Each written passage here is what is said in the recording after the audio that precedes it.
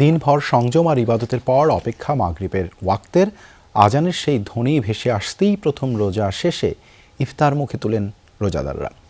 সংযম, সহমর্মিতা আর সম্মিলিত চেতনার শিক্ষা যেন শুধু রমজানে সীমাবদ্ধ না থাকে, বরং সমাজ জুড়ে ছড়িয়ে পড়ে, এমনটাই প্রত্যাশা সবার। ইটালিয়ানো মেলামাইনের নজর কাড়া ডিজাইন, যার প্রশংসা করবে সবাই। Italiano melamine.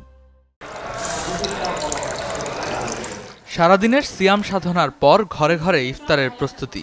পবিত্র রমজানের প্রথম ইফতার জুনাইরা আর জাওয়াতদের বাসায়, তাই খেজুর, শরবত আর বাহারি সব খাবারের আয়োজন। পরিবারের সবাই একসাথে ইফতার করার মধ্য দিয়েই মাহে রমজানের আবহ। এই বছর প্রথম রোজা রেখে আমি খুব খুশি। এর আগের বছর আমি 10টা রোজা রেখেছি। এই বছরের আমার ইচ্ছা আমি সবগুলো রাখবো। ছেলের বউ, নাতিন যারা আছে, মেয়ের জামাই সহ সবাই একসাথে ইফতার করার আনন্দটাই আলাদা। এই গরমের ভিতরে ভাজা পোড়া, রান্না বাড়া, ইফতারির, সেহেরির সব রান্না করতে কষ্ট হয় অনেক। তারপরে আসলে ভালো লাগে সবার জন্য, যখন পরিবার সবার জন্য রান্না বাড়া করি।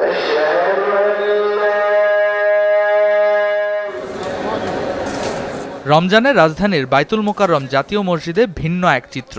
এখানে ইফতার মানে একসঙ্গে বহু মানুষের অংশগ্রহণ। পরিচিত অপরিচিত, ধনী গরিব মিলেমিশে এক কাতারে বসে ভাগাভাগি করে নিচ্ছেন ইফতার।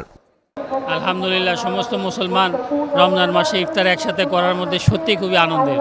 সবাই মিলেমিশে, কোনো জাতপাত নাই, হিংসাবাদা নাই, সবাই মিলে ইফতার করাটা আল্লাহর দরবারেও কবুল, আল্লাহও কবুল করবে, মানুষও কবুল করবে।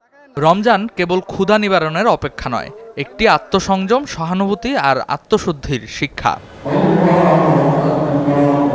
পরিবার, মসজিদ কিংবা পথের পাশে প্রতিটি ইফতার আর সংযমের মধ্যেই রয়েছে প্রকৃত তৃপ্তি। রেদওয়ান আহমেদ, যমুনা নিউজ, ঢাকা।